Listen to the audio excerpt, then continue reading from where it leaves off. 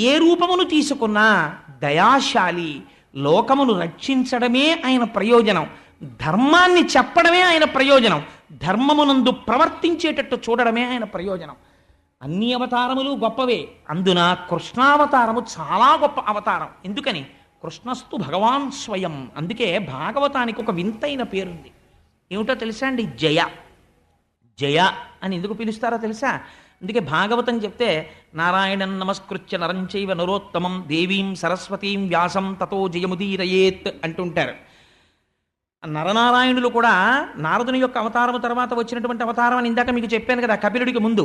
అందుకని ఈ నరనారాయణావతారములో స్వామి ఆవిర్భవించినప్పుడు లోకమునకు అంతటికీ కూడా తపస్సు అంటే ఎలా ఉంటుందో, మంత్రోపదేశం అంటే ఎలా ఉంటుందో చూపించారు మహానుభావుడు. అటువంటి అవతార సంపత్తి కలిగినటువంటి ఈశ్వరుడు ఏ అవతారములో ఉన్నా ధర్మ ప్రబోధం చేస్తాడు. కృష్ణావతారం పరిపూర్ణమైనటువంటి అవతారం. అందుకే కృష్ణం వందే జగద్గురుం అంటాం. జగద్గురు అయినటువంటి కృష్ణుడికి నమస్కరిస్తే అజ్ఞానం పోతుంది, ఇక్కడే ఇప్పుడే రక్షిస్తాడు. కృష్ణుణ్ణి నమ్ముకున్న వాడికి రక్షణ కలగకపోవడం అన్నది ఉండదు, అజ్ఞానం పోకపోవడం అన్నది ఉండదు. ఆయన గురువై అజ్ఞానాన్ని పోగొడతాడు, ఈశ్వరుడై మీ కష్టాన్ని పోగొడతాడు, తండ్రి అయి మిమ్మల్ని కాపాడతాడు, తల్లి అయి మిమ్మల్ని ఆదుకుంటాడు. ఇన్ని చేయగలిగినటువంటి అవతారం అయా పరిపూర్ణమైనటువంటి కృష్ణావతారం. కృష్ణావతారానికి సంబంధించినటువంటి ఒక విశేషాన్ని మీకు చెప్తాను వినండి అన్నాడు శౌనకాది మహర్షులతో సూతుడు అని ఒక విషయాన్ని వివరణ చేస్తున్నాడు. ఆయన అంటాడు, పూర్వకాలంలో కురుక్షేత్ర యుద్ధం అంతా అయిపోయిన తర్వాత ఆ కురుక్షేత్ర యుద్ధ భూమి యందు ఇంకా శిబిరములలో అందరూ పడుకుని నిద్రపోతున్నారు. పాండవులు కూడా ఉప పాండవులతో కలిసి నిద్రపోతున్నారు. ద్రౌపదీదేవి నిద్రపోతోంది, కుంతీదేవి నిద్రపోతోంది. కౌరవులందరూ మరణించారు. భీముడి చేత తొడలు విరగగొట్టబడినటువంటి దుర్యోధనుడు యుద్ధభూమిలో ఒక చోట కుప్ప కూలిపోయి మరణము కోసమని ఎదురు చూస్తూ ఉన్నాడు. ఈ సమయంలో అశ్వత్థామకి ఆగ్రహం వచ్చింది. ఈ కురుసైన్యానికంతటికీ అంటే ధృతరాష్ట్రుని యొక్క పుత్రుడైనటువంటి దుర్యోధనుడి సైన్యమునకంతటికీ కూడా కలిగిన ఆపద, దుర్యోధనుడికి కలిగిన ఆపద చూసి అశ్వత్థామకి విపరీతమైనటువంటి బాధ, ఆవేశం కలిగి చేయరాని పని ఒకటి చెయ్యడానికి నిశ్చయించుకున్నాడు. ఉపపాండవులను సంహరిస్తానన్నాడు. ఉపపాండవులంటే పాండవులైనటువంటి ధర్మరాజ, భీమ, అర్జున, నకుల, సహదేవులకి ద్రౌపది యందు జన్మించినటువంటి కుమారులు వారు 5. ఆ 5 కుమారులు కూడా కురుక్షేత్రంలో యుద్ధం చేశారు. యుద్ధం చేసి ఒకనాటి రాత్రి గాఢ నిద్రలో ఉన్నారు అందరూ అలిసిపోయి. ఇక 3 రోజులు పాండిచేరి అవి అన్నీ తిరిగి వచ్చేసిన తర్వాత నిన్న ప్రసంగం చేసి వెళ్ళి పడుకుంటే ఒళ్ళు తెలియని నిద్ర పట్టేసినట్టు అందరూ పడుకుని నిద్రపోతున్నారు. నిద్రపోతున్న సమయంలో అశ్వత్థామ శిబిరంలోకి ప్రవేశించి నిద్రపోతున్నటువంటి ఉపపాండవుల యొక్క కుత్తుకలు కోసేసి 5 చంపేశాడు. చంపేసి నిశ్శబ్దంగా దుర్యోధనుడి దగ్గరికి వెళ్ళి, నీ ప్రాణోత్క్రమణము జరిగిపోయే లోపల నీకు ఒక శుభవార్త చెప్పాలని వచ్చాను. ఉపపాండవులను సంహరించాను. ఇప్పుడు పాండవులకు వంశం లేదు, పాండవుల తర్వాత ఇక బిడ్డలు లేరు. అభిమన్యుడు యుద్ధరంగంలో మరణించాడు. అందుకని ఇప్పుడు పాండవుల యొక్క వంశం అంతరించిపోయింది. నీకు నేను ఇచ్చినటువంటి గొప్ప కానుక చంపేశాను 5 అన్నాడు.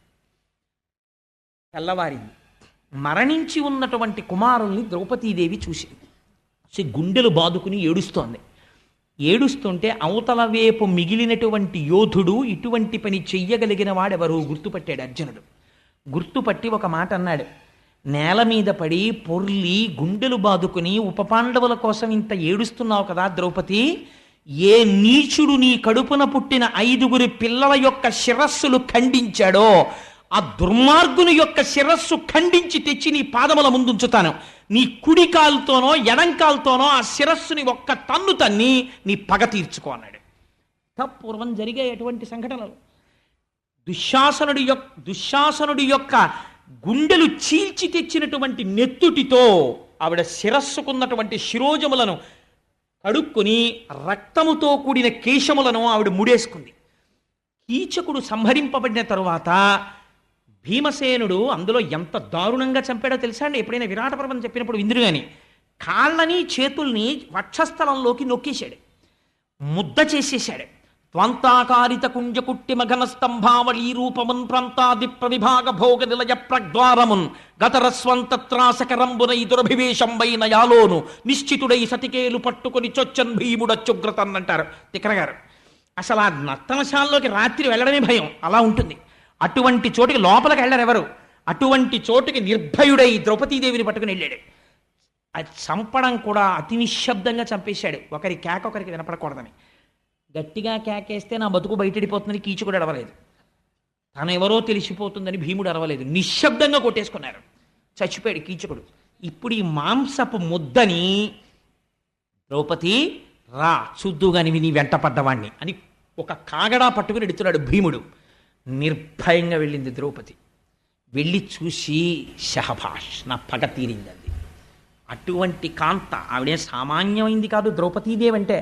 ఆవిడ శీల సంపత్తి వింటే ఆశ్చర్యపోతారటువంటి మహాపతివ్రత, అటువంటి తల్లి ఆవిడ. అటువంటి ద్రౌపది దగ్గర ఇటువంటి ప్రతిజ్ఞ అర్జునుడు చేస్తే ఆశ్చర్యమే ఉందండి. అందుకని ఉపపాండవులను సంహరించిన వాడెవడో వాడి శిరస్సు తెచ్చి అక్కడ పెడతాను, నీ పాదంతో తొక్కు ద్రౌపది అన్నాడు. అని కృష్ణ భగవానుణ్ణి సారథిగా పెట్టుకుని అశ్వత్థామని వెంబడించాడు. అర్జునుడు వచ్చేస్తుంటే అశ్వత్థామ తన ప్రాణోత్క్రమణం అయిపోతుంది, తనని చంపేస్తాడన్న భయంతో పరిగెడుతున్నాడు రథం పట్టుకుని. ఇలా పరిగెడుతుంటే పోతన గారు ఒక అందమైన ఉపమానం వేసేశారు. తన కుమార్తె వెంట పడినటువంటి బ్రహ్మదేవుణ్ణి నిగ్రహించడానికి వెనక తరువుకొస్తున్నటువంటి పరమశివుడి చేతి నుంచి పారిపోతున్నటువంటి చతుర్ముఖ బ్రహ్మలా పరిగెడుతున్నాడయా అన్నాడు. ఎందుకని బ్రాహ్మణ కుమారుడు అశ్వత్థామ ద్రోణసుతుడు. పరిగెడుతున్నటువంటి అశ్వత్థామ దగ్గరికి పరిగెత్తి పరిగెత్తి పరిగెత్తి గుర్రాలు అలిసిపోయి ఇహ పరిగెత్తలేకపోయి రథం దిగిపోయాడు. వచ్చేస్తోంది అర్జునుడి రథం. ముందు కృష్ణుడు సారథ్యం చేస్తున్నాడు. ఈ రథమే, ఈ సారథ్యమే, ఈ కవ్వడే, ఈ సవ్యసాచే, ఈ కిరీటే, ఈ ధనంజయుడే 18 అక్షౌహిణీల సైన్యాన్ని మట్టు పెట్టాడు. కాబట్టి నన్ను చంపేస్తాడు అని ఉపసంహారము తెలియదు. వేసేయడం తెలుసు కానీ ఉపసంహారం చేయడం తెలియదు. తత్తరపాటులో లోకమంతా చచ్చిపోయినా పర్వాలేదు, నేను బతికుంటే చాలనుకున్నాడు. ఇది బ్రాహ్మణుడికి ఉండకూడని బుద్ధి. బ్రహ్మాస్త్రాన్ని ప్రయోగించాడు. అది పొగలు కక్కుతూ లోకములంతటా నిండిపోయినటువంటి ఒక గొప్ప తేజస్సు నిండిపోయి అర్జునుడి మీదకి వస్తుంది. వెనక్కి తిరిగి కృష్ణుడి వంక చూశాడు అర్జునుడు. మహానుభావ, ఎవరు సారథ్యం చేస్తే నేను కురుక్షేత్రంలో గెలిచానో, ఏ మహానుభావుడు సంసార సముద్రమునందు పడిపోయినటువంటి వారిని ఉద్ధరించడానికి వచ్చినటువంటి దివ్యమైన నౌకయో, ఎవరి అనుగ్రహం కలగడం చేత మాయా అనబడేటటువంటి అవనిక తొలగిపోతుందో, ఎవరి అనుగ్రహం కలగడం చేత పామరుడైన వాడు కూడా జ్ఞానమును పొంది తిరిగి జన్మ ఎత్తడో, అటువంటి నీ అనుగ్రహం వల్ల నేను ఇన్నింటిని సాధించగలిగాను. ఈ లోకములన్నీ నిండిపోయి సంచుభితం చేస్తున్నటువంటి ఈ తేజస్సు ఏమో నాకు తెలియచేయవలసింది అని అడిగాడు. అడిగితే అప్పుడు కృష్ణ భగవానుడు చెప్పాడు. ఉపసంహారము తెలియకపోయినా అశ్వత్థామ బ్రహ్మాస్త్రమును ప్రయోగించాడు. ఇప్పుడు ఆ బ్రహ్మాస్త్రాన్ని నిగ్రహించడానికి నువ్వు కూడా బ్రహ్మాస్త్రాన్నే ప్రయోగించాలి, విడిచిపెట్టన్నాడు. వెంటనే ఆచమనం చేసి అభిమంత్రించి కృష్ణ భగవానుడున్న రథానికి ప్రదక్షిణం చేసి వచ్చి బ్రహ్మాస్త్రాన్ని విడిచిపెట్టాడు. ఇప్పుడు ఒక బ్రహ్మాస్త్రం కాదు, 2 బ్రహ్మాస్త్రాలు ఒకదానికొకటి ఎదురొచ్చాయి. ఇప్పుడు లోకములన్నీ తల్లడిల్లిపోయి ఉపద్రవం వచ్చేసి ప్రళయమే వచ్చేసింది అనుకుని దేవతలు ఋషులు పరుగులు తీస్తున్నారు. లోకములో ఉన్న ప్రాణులన్నీ కూడా ఉత్కంఠ పొందే అందరూ హడిలిపోతున్నారు. లోకములనన్నింటినీ రక్షించే స్వభావం ఉన్న కృష్ణ పరమాత్మ ఆ రోజు లోకము ప్రార్థించలేదు. కానీ ఆయన అన్నాడు, ధూర్తుడైన అశ్వత్థామ ప్రయోగించిన బ్రహ్మాస్త్రము మీదకి నువ్వు కూడా బ్రహ్మాస్త్రాన్ని ప్రయోగించావు. వాడికి ఉపసంహారం తెలియదు. నిష్కారణముగా లోకులు బాధపడకూడదు. 2 బ్రహ్మాస్త్రములను ఉపసంహారము చేసేయన్నాడు. 2 బ్రహ్మాస్త్రాల్ని అర్జునుడు ఉపసంహారం చేశాడు. ఉపసంహారము చేసిన తరువాత వణికిపోతున్న అశ్వత్థామ దగ్గరికి వెళ్ళి ఒక పశువుని కట్టినట్టు త్రాటితో కట్టేశాడు. కట్టేసి రథం మీద పెట్టాడు. పెట్టి విపరీతమైన వేగంతో యుద్ధభూమిలోకి వచ్చాడు. యుద్ధభూమికి వచ్చి అక్కడ నిలబెట్టాడు రథం దింపి. కన్నులు ఎర్రబడిపోయి ఉన్నాయి అర్జునుడికి. ఎదురుగుండా యమధర్మరాజు నిలబడినట్టు నిలబడున్నాడు. వణికిపోతున్నాడు అశ్వత్థామ.